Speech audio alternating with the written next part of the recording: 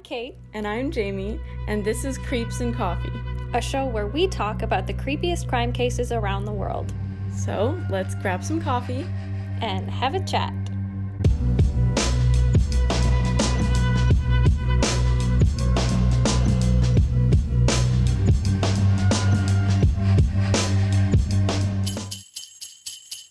Happy Christmas. Happy holidays. Feliz Navidad.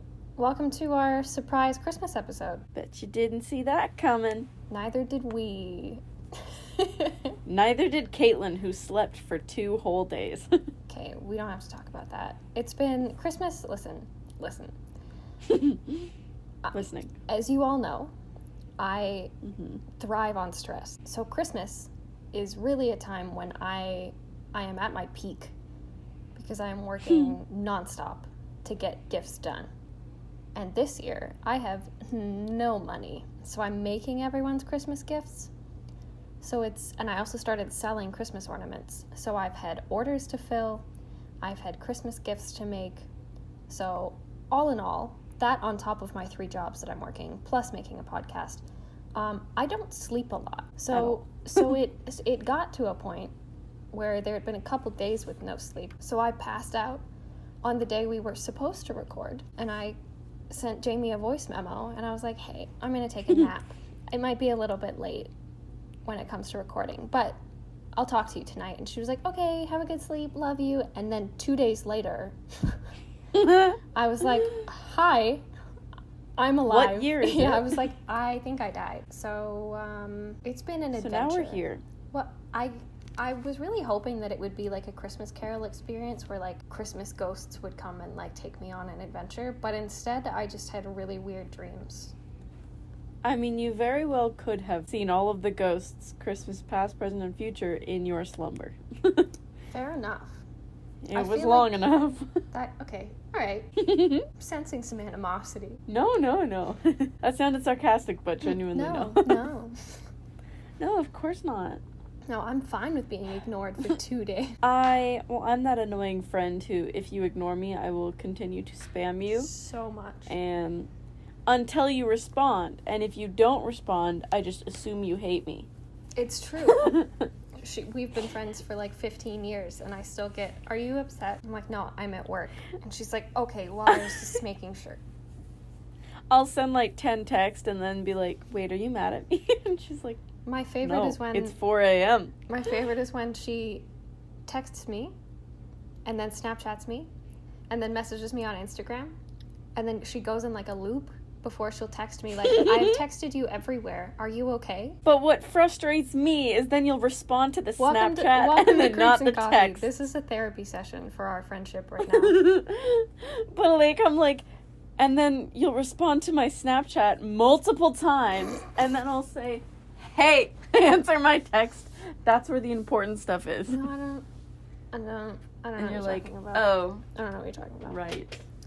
Oh, okay. Anyway, the holiday season is a time for happiness. Although we do sympathize for those who have trouble with this season. Yes, it can be a really difficult time for a lot of different reasons. We hope that even if Christmas or Hanukkah or Kwanzaa or whatever you celebrate is a rough time for you, that you can join in with us today and just think of it as a happy time. Happy, creepy time. Have some eggnog. Exactly. Or something Christmassy. Exactly. Some eggnog, some hot chocolate. A latte. Ooh. Peppermint latte. I've been really into sugar cookie oat lattes. Oh, yum. Oh, this is Christmas God. and coffee, not creeps and coffee today. Yeah. No creeps. I'm going to talk about all of the Starbucks holiday items forever. Their Santa cookies good. Have you had that? Also, underrated, their cheese Danish. Never had it, but I've heard. Actually, I think I heard it from you. Probably. They gave it to me by accident, or they ran out of sugar cookies, so they sent me a cheese Danish and a note that said, sorry, we ran out. But I was like, this is so good. So unrelated of an item. Yeah, they didn't send me another cookie. Or cake. Like, anything sweet. They cheese were like, Danish. Here you go. Anyway, Yeah. so... Christmas creeps. Christmas creeps. I'm excited about this because I really love Christmas the last couple years. And folklore, exactly. We weren't planning on doing a Christmas episode. We were just gonna like make a post on Instagram at Creeps and Coffee, if you're wondering. And we were just gonna like have like a nice little like break. And it was gonna be good. And then I saw a post on Facebook from, oddly enough, another podcast's fan page.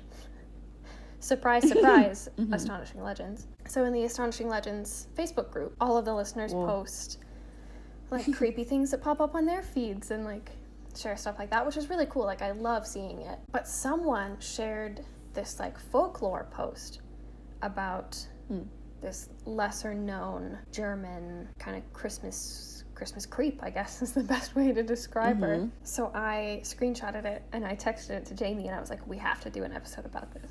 We have to. And then it spiraled into, let's do a Christmas special. Chaos. Absolute chaos. So, that's what it yeah. Conspired, inspired, transpired. There you go. It inspired. Took me a few tries. And now got she there. has perspired. Everybody snap your fingers for that I can't lyrical snap. poetry.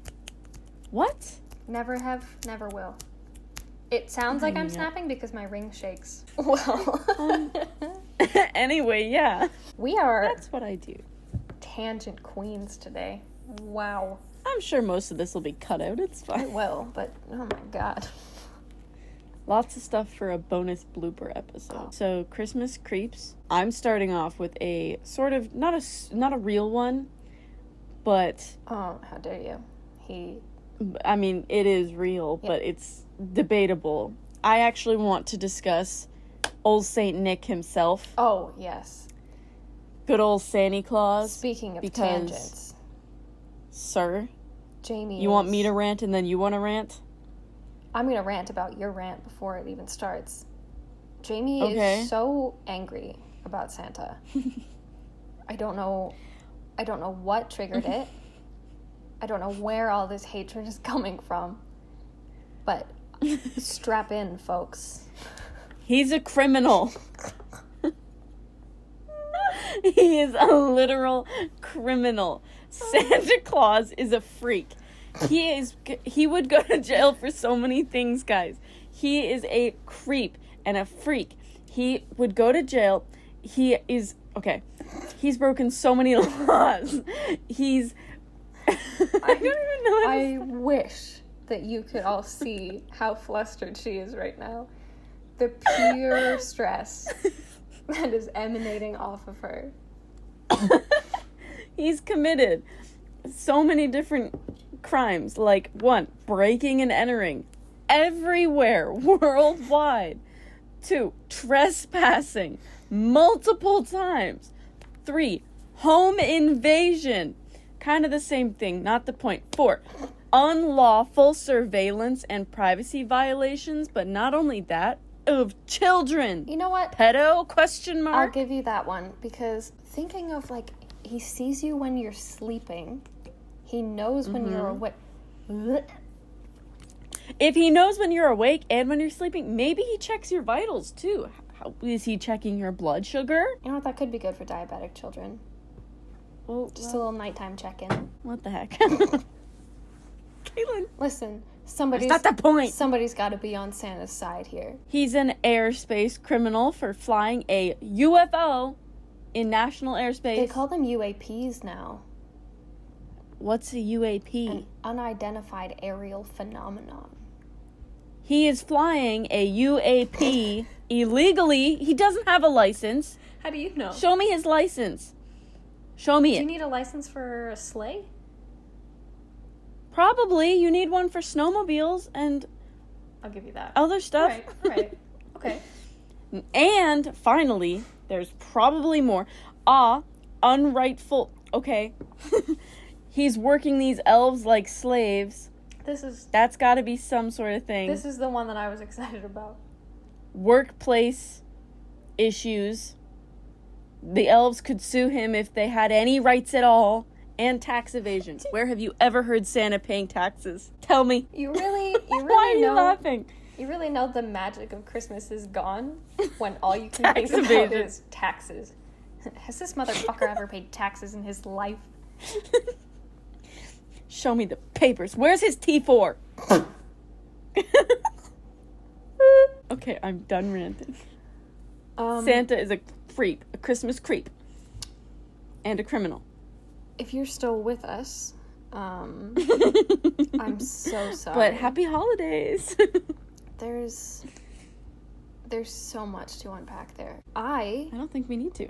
All right. Sorry, the tax evasion thing. I would like to point out, because this is the thing that really got me. So I was checking Jamie's notes as we were preparing for today's episode. Not only did she have a whole paragraph set about her rant about Santa, I could tell she was really upset because the text size increased as she listed. So it started off, Santa's a freak and a criminal, and then it was like home invasion, pedo, tax evasion. It went from 10.5 to 14. Yeah, it really it got me quite good. So I gotta give Jamie caps credit on lock there. too. Yeah. Oh, you type in nothing but caps lock. I can't help it. Christmas, you know what? Christmas is filled with a lot more creeps than I think people realize. And it's not just Santa.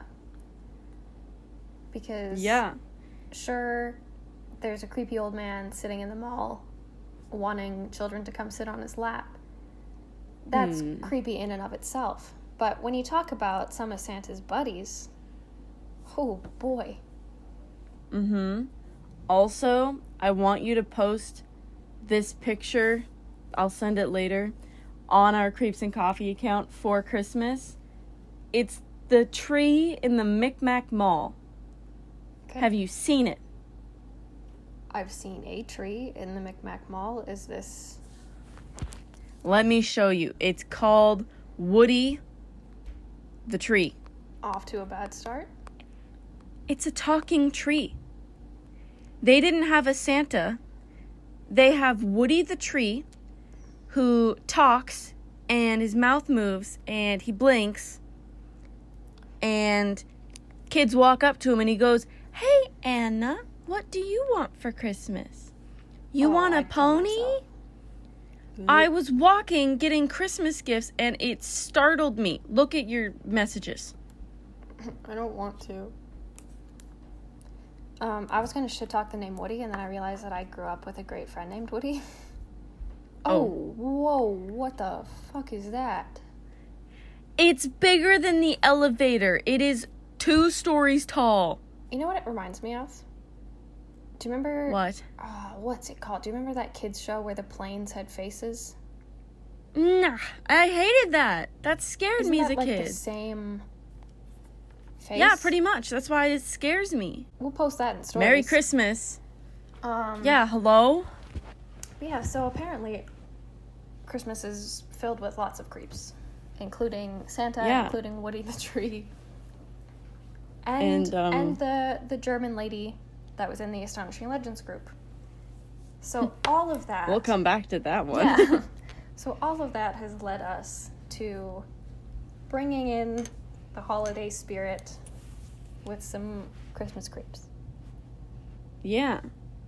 And I think we're going to start with my guy. Yeah, I'm going to let Jamie take it away with probably the most notorious of the Christmas creeps. Yes, one that this is probably the one that you will definitely have heard of this one out of all of them, besides Santa, of course. Sorry, this one is actually kind of... That's what she said. This is kind of like the polar opposite of Santa. So if you don't know who I'm talking about, I'm referring to Krampus. So I'll spell that in case you've surprisingly never heard of it. Krampus. Krampus. Mm-hmm.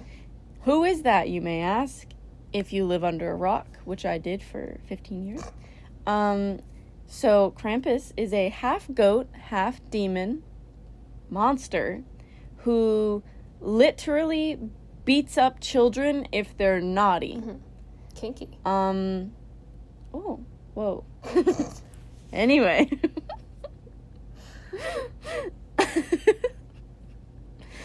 He's got horns and apparently dark, furry hair, fangs. Stop wiggling your eyebrows at me. And, okay, you're gonna do it too. And a long tongue. Oh my god. There you go. So he's like the opposite of Saint Nick. So Saint Nick has a big old round belly and a cute beard, and this guy has chains and hits people with them. Oh my god. With sticks that he swats naughty children. What is wrong with you? Are you all right? This is not supposed to be a turn on for you. Can you stop? I'm going through some. The biggest creep of all today is you, Caitlin. Wow. You are above Santa, and that's saying something. I'm just kidding. All right, folks, this is going to be the last episode of Crazy Coffee. It's been fun. Yeah, anyway, so then if the children are still bad kids, he literally puts them in his Christmas sack and takes them down to the underworld. That's killing them. Yeah. He says, "You were too naughty. Time to go." Wow. Also, I did all of my research in like 45 minutes, guys, so if I'm incorrect, feel free to email us. Email Jamie. We want interaction. Just DM me. Be like, "Hey, you were wrong." Anyway, yeah. So this is actually a Central European legend. This goat demon dude.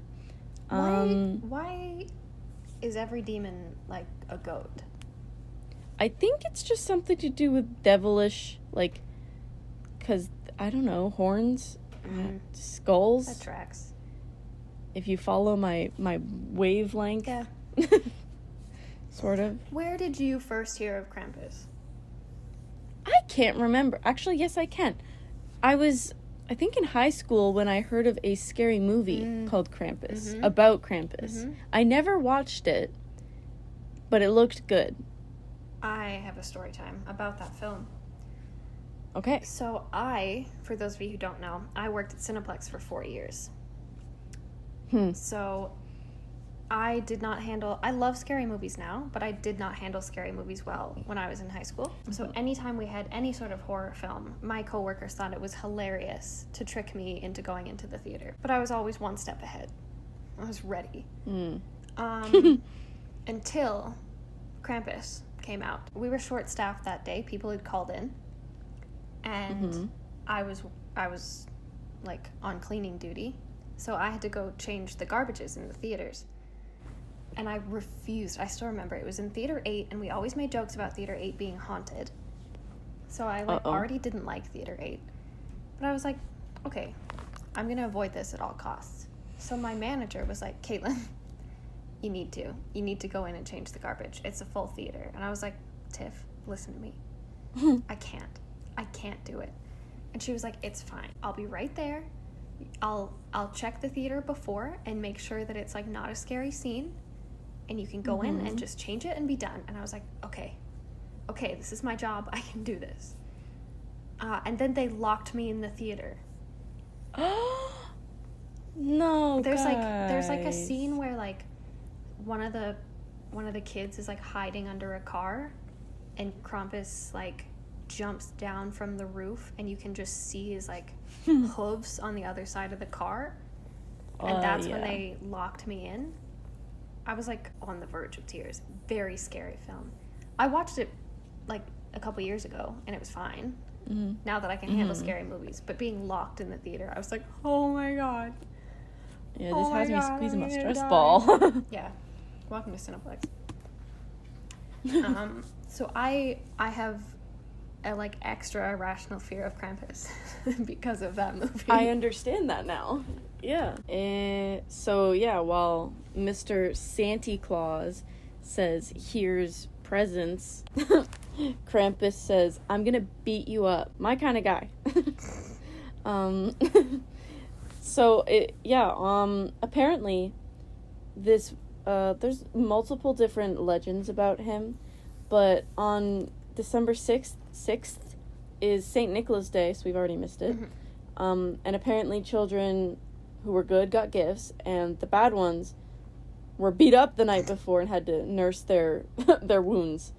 It's like, I'm so sorry for laughing at that. But wow. Dark humor.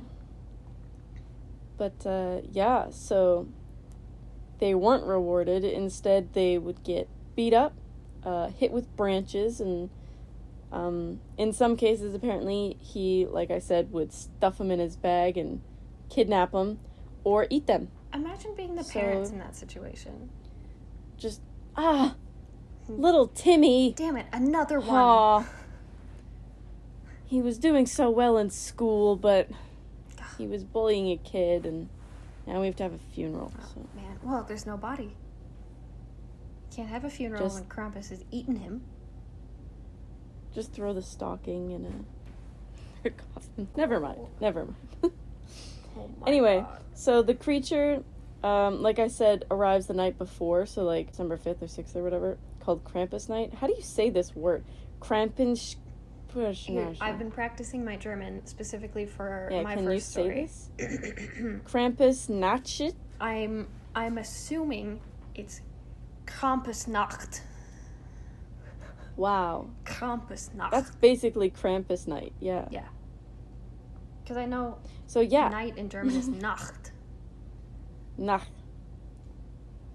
I apologize to our German listeners, because we know there's a few of you. I'm gonna preface this because my story is coming up, and there's a lot of German that's about to happen.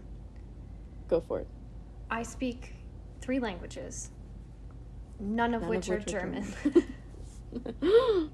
I am so sorry. I speak 1. Yeah. Maybe.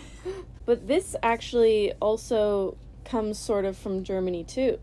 So we have pretty much 2 German ones tonight. The German word just for our German Krampen. listeners. Yeah. We love you guys. We really do. The word Krampen apparently means claw. And this dude, if you check our Instagram, there'll be a picture of Krampus. He's got these nasty claws. And there are actually multiple things that he's said to be a part of. Like we said, Like the he's in Freemasons? Germany, Central Europe. Not confirmed. Not a confirmed sighting of him at a Freemason site. But he's also apparently the son of Hel, Hel, the Norse god of the underworld. Cool. Like Hela from... That's who Hela from Marvel is based on. Yeah, exactly. He's also in Christianity and Christian folklore as Krampus, who is like the opposite of Santa in Christmas. Part of the Catholic Church, who apparently wanted to ban him, but they want to ban lots of things. I'm gonna butt in there. The Catholic Church does not address him as Santa Claus. That would be Saint Nicholas Saint that Nick. she's referring to. Jeez, sorry.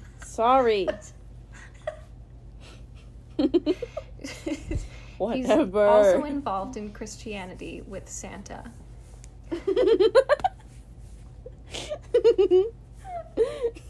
Yeah. Okay. Stop. That really got me. He's also been mentioned to be part of pagan rituals as well in the winter solstice and Yule, which obviously Christianity most of the time thinks pagans are witches and evil and Wicca is like the devil, which is not the case. No. Not to demonize Christianity, but But y'all poop on a lot of other religions, so. I'm gonna demonize Christianity a little bit. But we love all faiths and all religions. We just sometimes don't have the same opinions as you guys. Alright, I've hopped off my soapbox. Caitlin, do you have any final thoughts, or would you like to go to your person? I hate Krampus. Not really person. No, she's an icon, is what she is. Oh. No, I think a lot of people know. Is it Krampus or Krampus? I don't know. They know this goat man. I say Krampus, but yeah. They know Goatman, not associated with Goatman and the bridge. They know this guy because of like a Hollywood. The Hollywood depiction. Yeah, because of the Hollywood depiction of this like super scary guy. And don't get me wrong, like, he's very scary. I mean, he's doing good. But I think the actual legend of Krampus is so fascinating when you look at the folklore and the historical side of it, because Don't beat your children, though. Well, yeah, that's not advised. But I also love that he's used sort of as a tool in the same way that parents are like, oh, you have to be good because, you know, Santa's watching and Santa's going to bring you presents. I love that on the opposite end, they were like, make sure that you're not just being good because Santa's watching, but don't be bad because Krampus is watching and he will eat you and drag you to hell. Because you can be good how am I trying to say this? You can be technically good by not doing anything bad, but then you're more neutral. Exactly. So, like, simply by me, like, saying, I don't beat people up, I don't rob stores, I don't kill people, I'm a good person. Not really, I'm neutral. Do I donate? Do I help people? Do I hold the door open for old people? You know? This is where we learn that Jamie's an asshole. I am. I'm not. I just went to the SPCA yesterday and donated. Oh. See, Jamie is a good person, like, so Krampus would avoid her. Avoid me and my metal baseball bat. Exactly. We'll have a little tussle. Him with a twig and me with a baseball bat. There you go. I'd love to see it. But in a similar vein, I think using, I don't know how to refer to, like, creatures, legends, as... Yeah, like folklore legends. As these, like, warning tools is something that kind of transcends even into adulthood. And that's kind of seen by my new favorite person. And that is the lady that inspired all of this that I was referring to before. The one with 100 names? The one with, oh my god, so many names. Okay, so this story, she's very similar to Krampus. So Krampus comes Christmas time, and my lady comes after. So, like, around Christmas, around New Year's, sort of evolving past Yule into the Epiphany. But I'll get into it. So I'm going to talk about a very special lady, sometimes known as Frau Perchta. So she's a southern German, Austrian legend. She's also known, there's lots of other names, and I love that because she's untouchable. So she's commonly known as Perchta, Berchte, Bertha. And this was, Jamie was making fun of me because I was practicing this one. A lot of people refer to her as Spinnstubenfrau. Yeah. Which means the spinning room lady. Spinnstubenfrau. Spinnstubenfrau. That sounds cool. Again, I speak English, French, and Italian. I'm so sorry to anyone who actually is German. But those are the peaceful names for her. She's also known as the Butzenbergt, which means the boogeyman. Ooh. Or, my personal favorite, Perchta the belly slitter. Oh my god. So, Frau Perchta is first mentioned in the early 1200s in folklore. Her name comes from Epiphany. So Epiphany is like the winter solstice, or like the end of winter. It's like the 12 days of Christmas, the 12 days and nights. That's the Epiphany. So it usually refers to January 6th specifically. So December 6th is Krampusnacht. And January 6th is the Epiphany. So Perchta, her name, is based on a nickname or a slang term, I guess, for the old High German term for Epiphany, which is, I'm gonna kill myself, Giberate Nacht. So Sorry, can you repeat that? Nope, I can't. Epiphany night. So it comes from the Epiphany. Another one of her names is Yule, which was Hola. Yep. Which is also the name of a goddess. So she's sort of associated with her. Yule means shining. So it refers to the shining light during Epiphany. So like the light that's coming from the Star of Bethlehem when Jesus was born, whatever. So that's where her name comes from. You should all know by now that I'm fascinated by language, so I love this shit. So basically, Frau Perchta is a woman with a beaked nose that's made of iron. Sometimes it's depicted as kind of like, like a witch doctor's mask, like the long nose. Oh, yeah. Kind of like that. She's dressed in rags, and sometimes she's carrying a cane, sometimes not. She's supposed to look like this like old crippled lady, like this old kind of hag. But what's most notable is that she carries a very long knife under her skirt. Oh, so good for her. We love that. Me too. I was gonna say very similar to Jamie.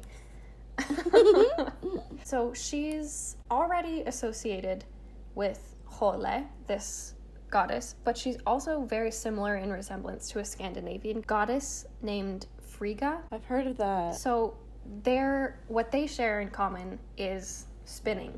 So like how people used to like spin wool and flax and everything. So that's why she's called Spinstubenfrau, the spinning room lady. You got it? So yeah, what she's looking for when it comes to the Epiphany is she's looking to judge how on top of your shit you are. So if you don't have all of your flax spun by the 12th night, she's going to be pissed. And we love an efficient woman. We love a woman who knows what needs to be done. So if Frau Perchta enters your home and sees, it's usually women that she's targeting because it was, historically speaking, it was the women who were doing the spinning and like working on the loom. If she saw that the weaving hadn't been done, she would trample the loom and set fire to the half-spun fibers. So just, fiber is very flammable. So, gone. My favorite thing about Frau Perchta is she's also really judgy. And she's very focused on cleanliness.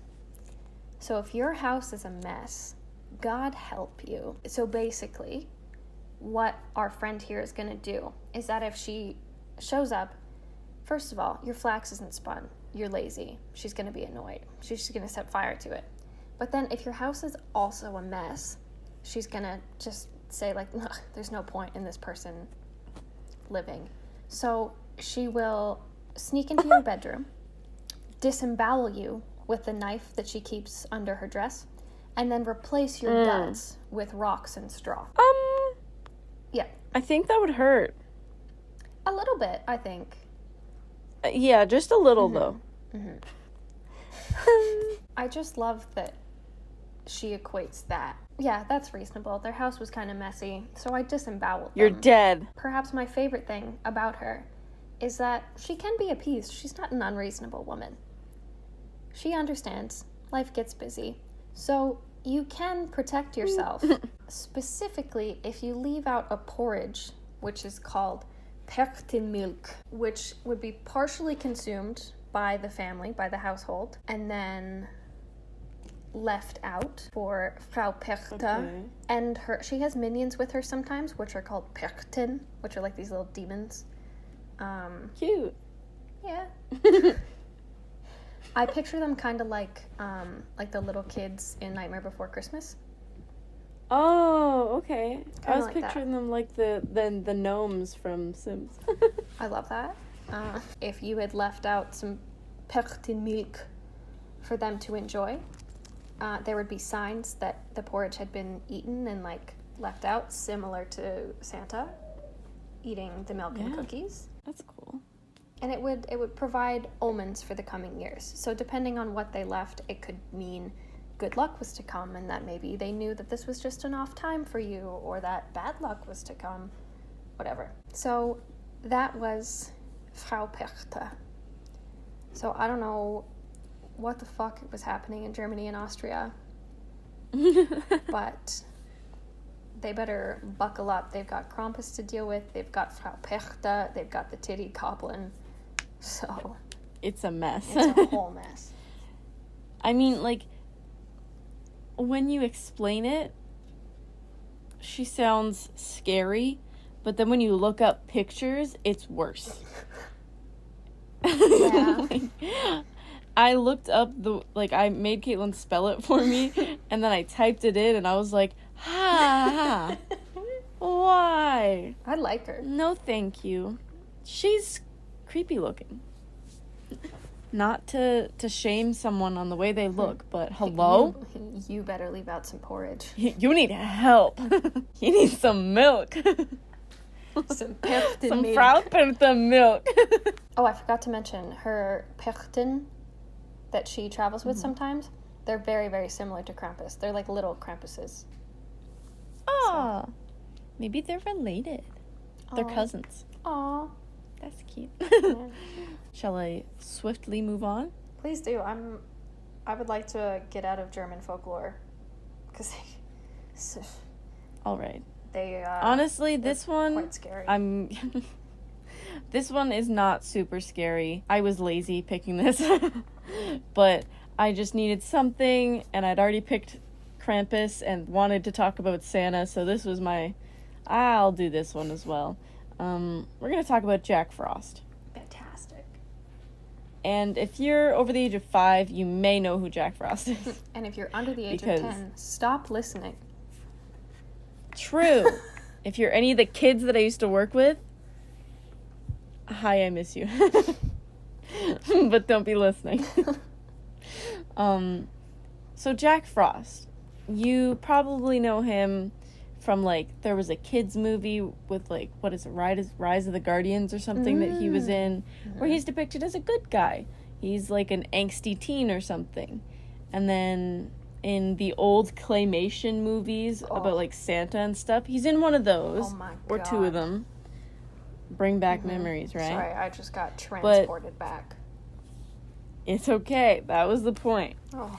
But I wanted to add him into this because, number one, in those old claymation movies, I thought he was scary. He looks scary. Just saying. Like Winter, Christmas, Mr. Winter, Mr. whatever. Oh. He freaked me out. The cold miser or whatever. Yes! Ah! He was scary. I don't care. Oh, I'm on your side. So that was my inspiration to be like, you know what, Jack Frost, because what's his deal, right? Where's he from? So What's the deal with Jack Frost? what's up, Jack? To start off, he's seen as both a hero and a villain, depending on which culture you're referring to. Been there.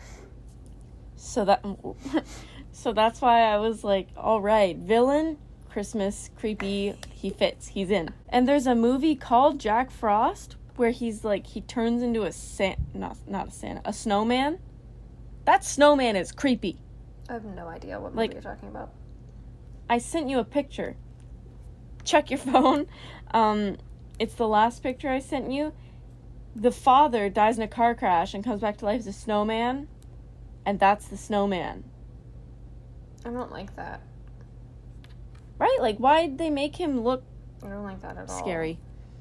Demonic. No thank you. Anyway, so he's a villain in my books. Sorry. But they call him Jack Frost because apparently Jack in the 16th and 17th centuries was common slang for the word man.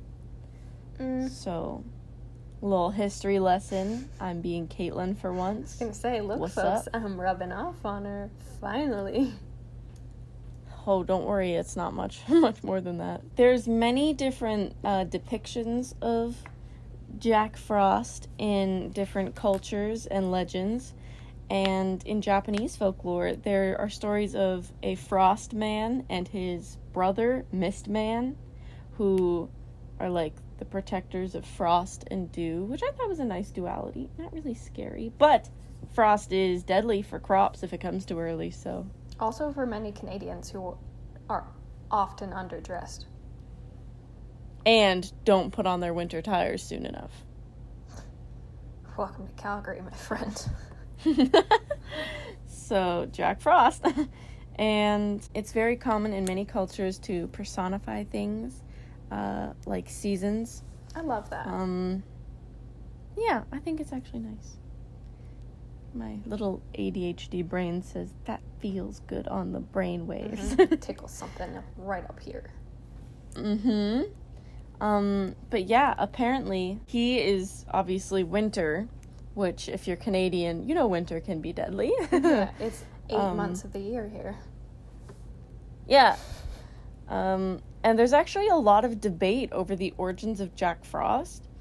They don't actually know where specifically he came from, but there are ideas of him being Anglo-Saxon.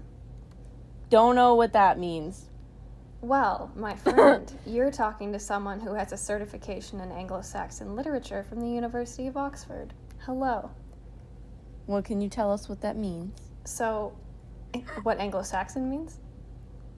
They were a group of people. They were like a early Germanic, Scandinavian-esque group of people who settled in what is now Great Britain and basically established the English language as we know it. What? Yeah. So. Wow. Look at me finding a way to work in my certification. Yeah, I didn't know that. Yeah. It also says that he has origins in Scandinavian culture, so I guess that makes sense.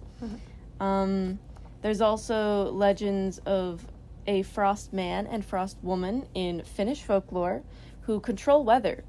But in this case, they actually care about the weather in relation to the reindeer. They want to keep the reindeer healthy and alive. I love that. Which is, I'm like, screw humans. Like, let's take care of the animals. That makes my heart like, so you could happy. kill every human, just put all the snowstorms over the human village, protect the reindeer. I agree. I mean, yeah. Like, have you ever seen videos of, like, reindeer frolicking in the snow?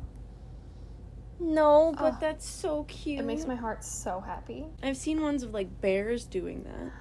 Bears can do anything, and I'm like, oh. Which, also, surprise, guys, bears don't sleep for 8 months. They don't actually hibernate.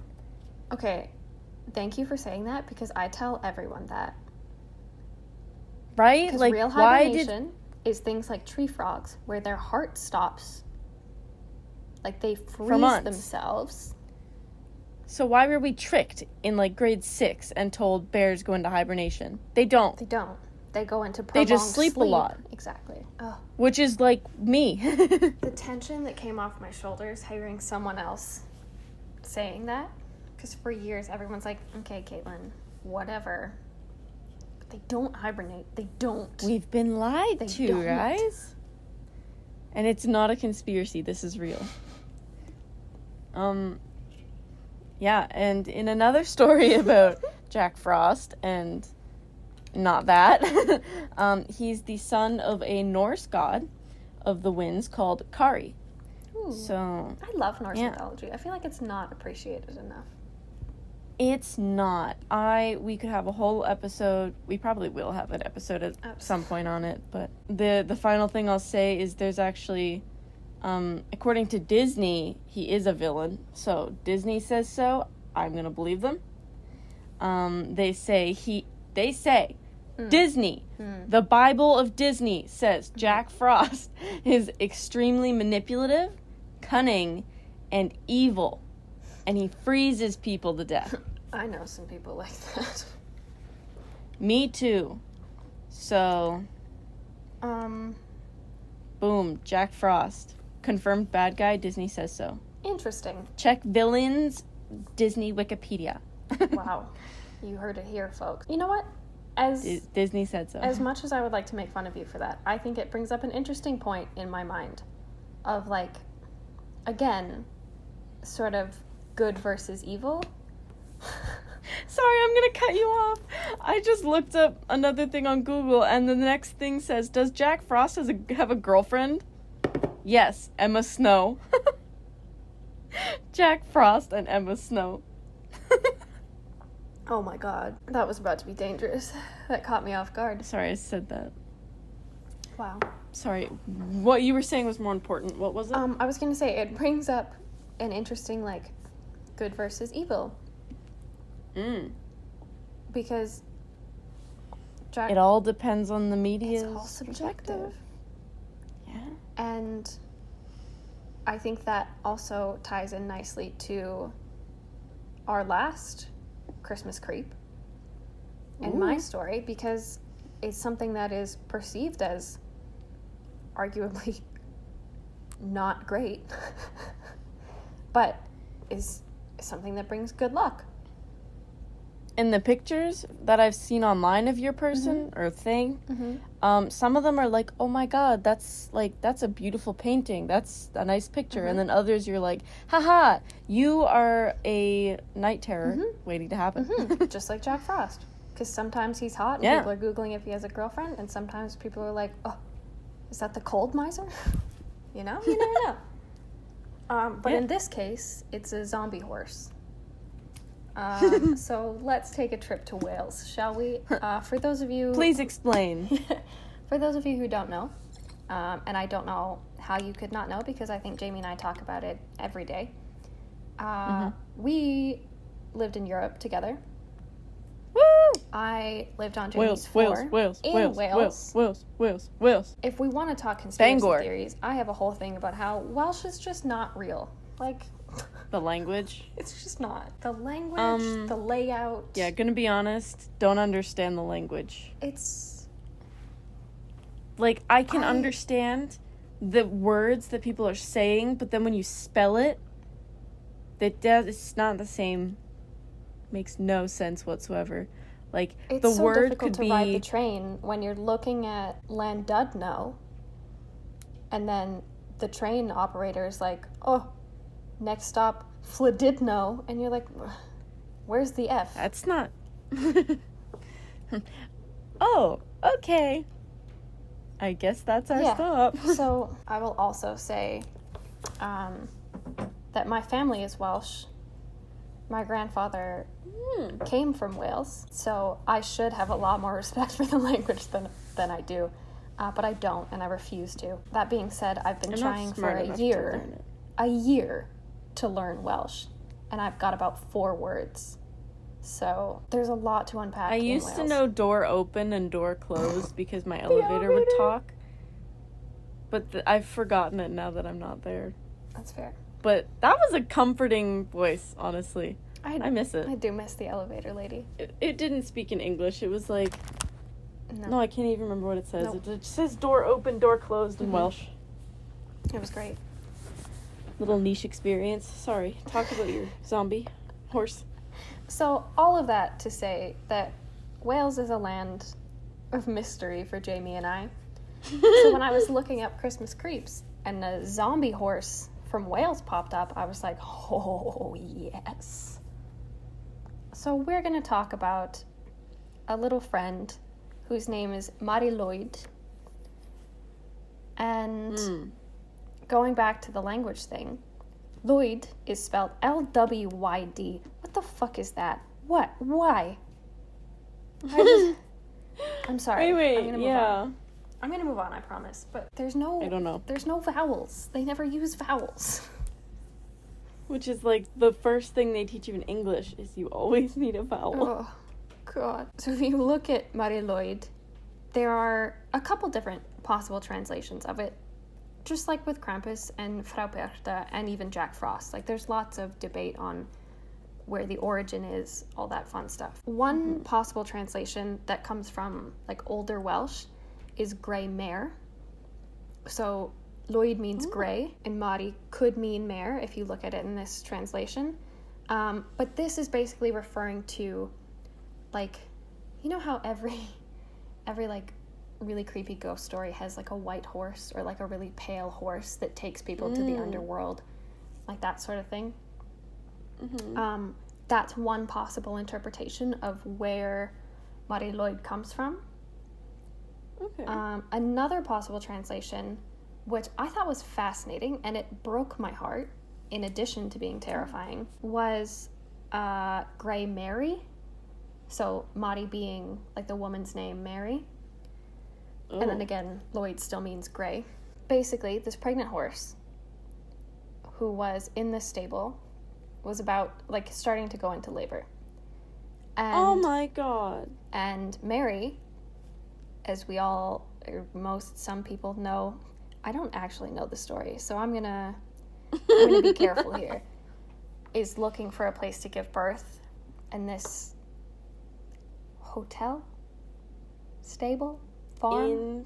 Stable, I think, I think is... Inn. They definitely didn't But there's no room in the inn. There's no room in the inn, so they gave her the stable. Mm-hmm. I went to Catholic school. So did I, but...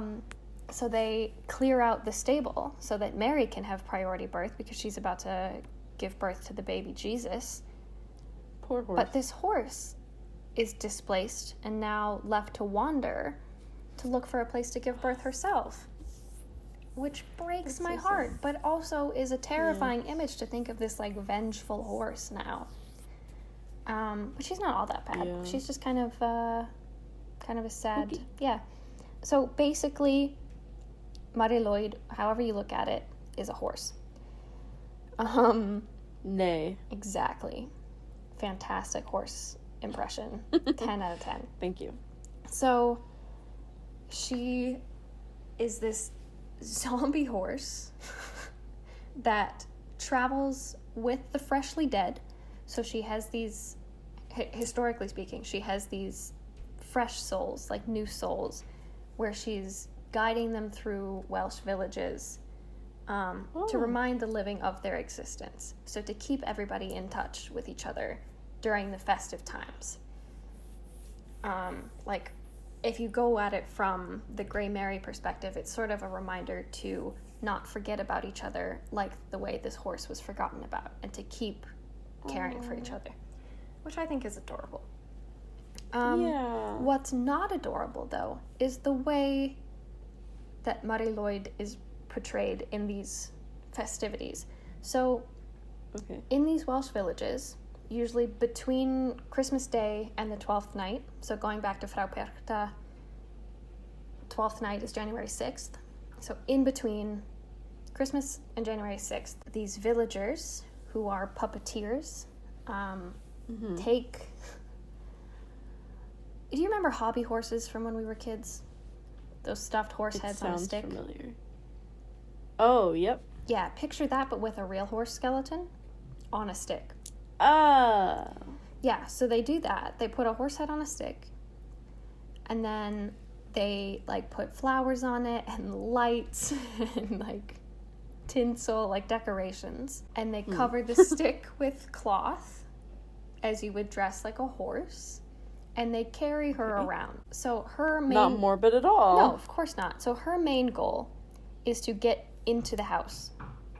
Like, into people's houses. Basically, what has to happen is that Mari Lwyd knocks on the window with her head, like with the skull head.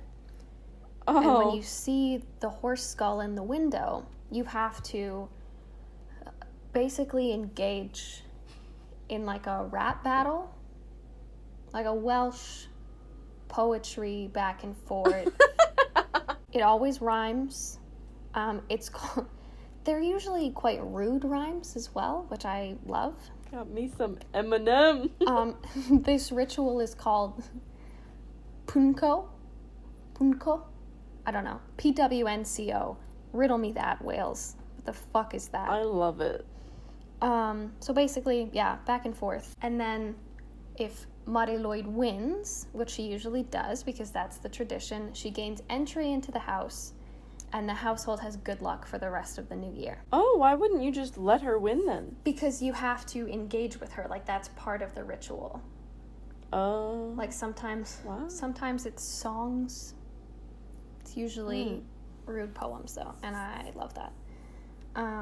She's also known to try to steal things, and if she likes you, she'll chase you, which is adorable if it's like a puppy. But a horse skull on a stick, I don't like as much.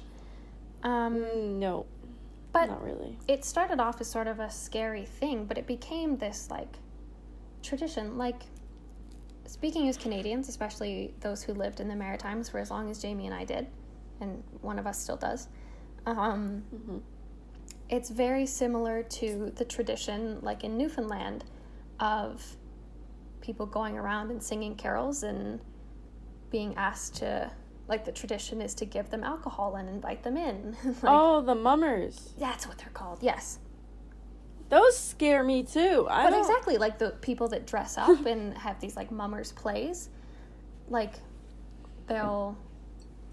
it's very, very similar, just the mummers are carrying around a horse head on a stick. Okay. Do with that as you will. Nothing. But it's become a very enjoyable part. It's something that people look forward to. It's tradition. They really hang on to this sort of good luck, and Mari Lwyd has become sort of a symbol of camaraderie and like closeness in a village. The only negative part is that a dead horse's skull shows up at your window, which I feel would take away from the joy. Not the worst thing that can happen. Not the best. Not the worst thing that can happen. No, but it true. could be Krampus. So... yeah, so... would you rather get disemboweled by Frau Perchta or do a rap battle with a horse skull? I don't know. Pick your poison here. I know what I want to do. Well, I like it. Yeah, but there's a really famous sort of writing piece, like a poem, called The Ballad of the Mari Lwyd, which was written by a Welsh poet called Vernon Watkins. So it's really, like, the poem is just about the warmth that Mari Lwyd brings and the joy that comes even after death, which I think is very nice. That's beautiful. Mm-hmm. I actually like that a lot. Yeah, I thought that was a nice way to wrap up the spookiness of the holiday season. Send a dead horse to my house anytime. I'm not going to do that, but... just kidding. Nobody do that. But that's, I think, I prefer that one out of all of them. Yeah, I agree. I think I just like animals. It's the least menacing. Yeah, sorry, even Jack Frost is creepier to me. Hey, I get it. I'm on board. Yeah. Yeah. Well, for once we have a long episode. I know, I'm Look excited. at us. You may have to cut out 20 minutes of us I think panicking. the first 15 minutes is us just talking shit. So, I was really excited about this episode. Like I said, I love Christmas. Jamie and I have spent Christmas together every year, some way or another, for 15 years now. We used to go over to each other's houses and, like, on Christmas Eve, and we would pretend to rebuild Jamie's dollhouse. Like, we'd be Santa's elves. Watch the Santa tracker on the TV. Mm-hmm. And then when we got older, it was like our families would FaceTime for hours on Christmas. And so it's nice to put in a new aspect of our Christmas traditions and be able to share it with you all. We love you. Welcome to the family. Welcome to the family. You're stuck with us now. Yeah. Send me money. Just kidding. Please. Well, like, not kidding, but Unless. anyway. Yeah. JK, unless. No, I was very excited about this. I know, especially with COVID, Christmas last year, even the year before, wasn't really the same. And it's still a little different this year, but we hope that joining us and being able to kind of listen to two idiots babble on about creepy Christmas folklore can bring you some joy in the holiday season. Yeah. Watch out for Santa Claus. Yeah. Out of all of them, that's the red flag you need to keep an eye on, guys. Send out an Amber Alert for Santa. Oh my God, it's December 24th for us. Happy Christmas Eve. For me. Oh, I was Not like... for you. I was like, no, it's not. For me, it is. Yay, happy Christmas Eve. Oh my God. And the words of Phoebe, for me, happy Christmas Eve, Eve.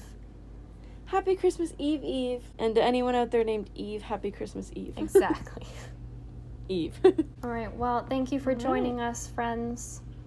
We wish you a wonderful holiday season. We'll be back in a week for our regular planned show. Yeah, so stick around. Yeah, we love you. All right. Toodaloo. Ooh. Bye. Creeps and Coffee is produced and edited by us, Kate and James. Our theme music is Stuck in a Hole by Dated. For more information on where to find them, check out the link in our show notes. And to connect with us, follow us on Instagram and Twitter at Creeps and Coffee.